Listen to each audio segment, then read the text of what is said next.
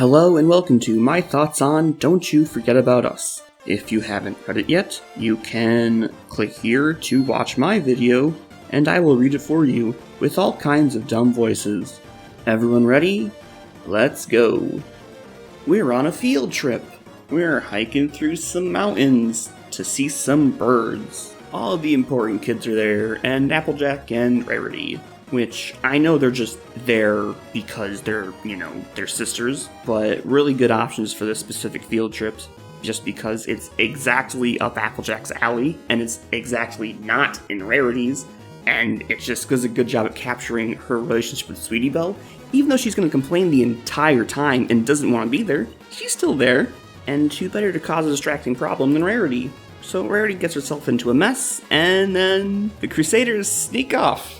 So I think the setup's handled really well. We're in a believable setting, and everyone's acting true to character. Apple Bloom thinks she sees the Tourle, so all the Crusaders gotta go. Diamond Tiara needs to know what's going on, so chases them. And Snips and Snails, who are obviously the best part of the story, want to know what's going on. But seriously though, the animation of Snips and Snails throughout the entire two comics are great, because they're always goofing off in the background. This is where the story gets kinda weird, because it's like a non-adventure adventure. They go off and do things, but nothing really happens. So they run off, and they all get super lost, and then a bear comes. Oh god, it's every pony for themselves. Sweetie Belle trips. She's left for dead. Oh god, but Snips and Snails come to the rescue. And now we begin the trend where Snips and Snails save the day. And you might think, wow, Diamond Tiara and Silver Spoon just abandoned them. What bitches? But no. They helped just as much. They found a nice little cave to hide in. So, they did their work too. So they do their little victory dance, Apple Bloom and Diamond Tiara hug it out. So now we're back to the main story of walking and talking. So Apple Bloom gets the idea, hey, why don't the unicorns send out some kind of beacon? Which, of course, is a long shot.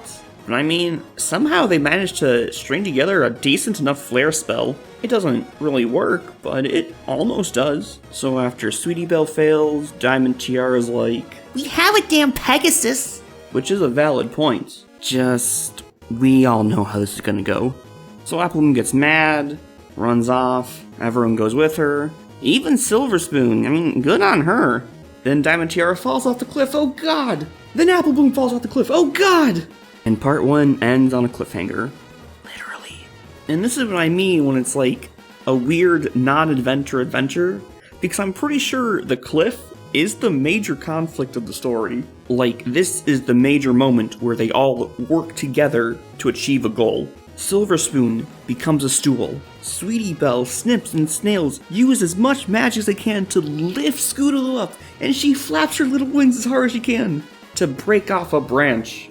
And it's weird that this happens here, because this is the moment of everyone coming together, even though no character development has been made at all yet. And even after this event, no one really acts differently towards each other. Diamond Tiara mellows out for a little bit, but not long. So after they save Apple Bloom and Diamond Tiara, they walk for a little bit longer, Snips and Snails cause an avalanche, they make a snowman, then they find a cave and hold out there for the night.